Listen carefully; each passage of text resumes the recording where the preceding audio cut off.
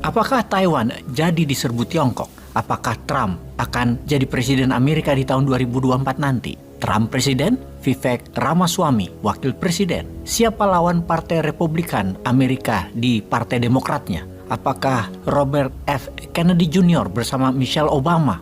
Lalu, kemana arah Amerika?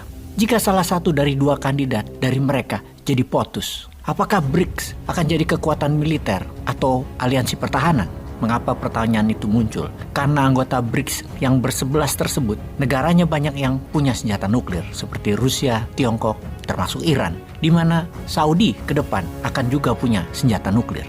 Apakah Australia, Inggris, dan Amerika atau AUKUS akan jadi aliansi militer yang mengepung Indonesia selamanya? Di Afrika, 4 negara yang baru kudeta terhadap pemerintah negara mereka yang jadi boneka Perancis, Guinea, Burkina Faso, Mali, dan Niger, membentuk aliansi kekuatan ekonomi dan kekuatan militer bersama. Agaknya di Afrika, Sekutu Barat mulai dilawan.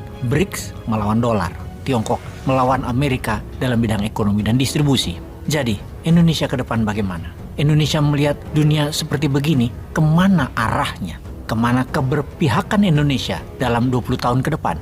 Indonesia di dalam negeri masih ada masalah stunting, masalah gizi. Masih belum swasembada pangan. Masih terjadi brain drain atau orang pintar Indonesia tidak ada akses berkarya di Indonesia sehingga mereka keluar negeri, menyebabkan kering pemikir.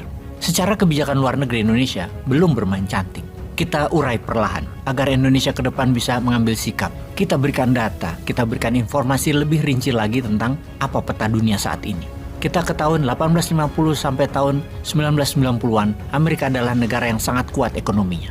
Mengapa? Salah satunya Amerika adalah negara produsen, Amerika adalah negara penghasil. Amerika dari hulu sampai hilir produksinya, made in America. Kemudian produk itu menguasai dunia. Kemudian efek dari kemakmuran tersebut, generasi mudanya, terutama sejak tahun 60-70-an, mulai ingin kemudahan dan kemewahan. Agak malas. Amerika bermain di pasar uang atau kertas di Wall Street. Itu cara mereka buat uang. Keuntungan dari kertas-kertas tadi bisa 10 bahkan 100 kali dari sektor realnya. Baik, kita jelaskan perlahan agar paham maksudnya. Keuntungan kertas hingga 10 kali dari sektor real atau sektor produksi itu bagaimana? Misalnya Anda adalah penghasil celana jeans di Amerika, benangnya dari lahan di Amerika, pemintal benang di Amerika, kainnya di Amerika, jahitannya di Amerika, produknya ke seluruh dunia. Nilai perusahaan Anda, katakanlah for the sake of discussion, $100 juta. Lalu Anda perlu $30 juta karena Anda mau ekspansi. Anda jual perusahaan Anda sahamnya 30% di Bursa New York. Anda dapat $30 juta.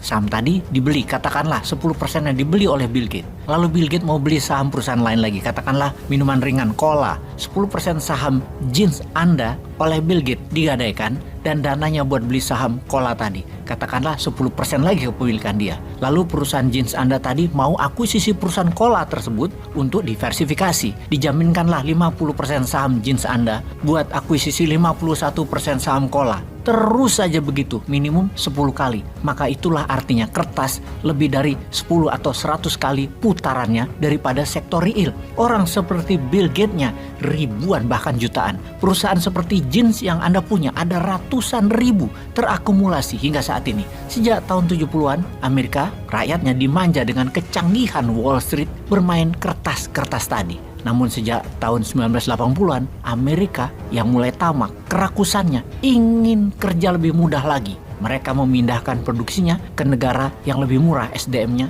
dan mendekati produksi bahan baku, terutama ke Tiongkok, Korea Selatan, dan Taiwan. Yang mana Tiongkok memanfaatkan kekuatan rakyatnya dan tekanan politik pemerintahnya ke rakyatnya untuk memproduksi. Ingat ya, investasinya sektor produktif yang boleh dimasuki ke Tiongkok. Itu hebatnya Tiongkok. Tidak boleh masuk ke Tiongkok investasi asing itu di tambangnya Tiongkok.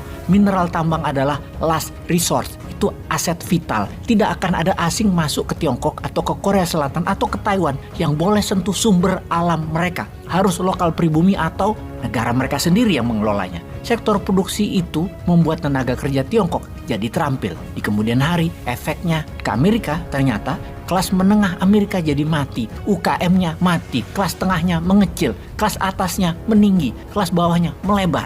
Seperti saat ini, Made in Amerika sudah hampir tidak ada, paling 10% produksinya dibanding 30 tahun yang lalu. Merek bisa saja merek Amerika seperti Levi's, Ralph Lauren, Polo, dan lain sebagainya, namun made in-nya China. Jadi untuk Indonesia bagaimana? Indonesia harus punya made in Indonesia untuk barang consumable, pangan, farmasi, dari hulu sampai hilir buatan Indonesia. Sudah mulai ke Indonesia? Coba cek di label pakaian, sepatu, tas yang ada di pasar, di sosial media, buatannya dan bahan bakunya dari mana? Masih asing?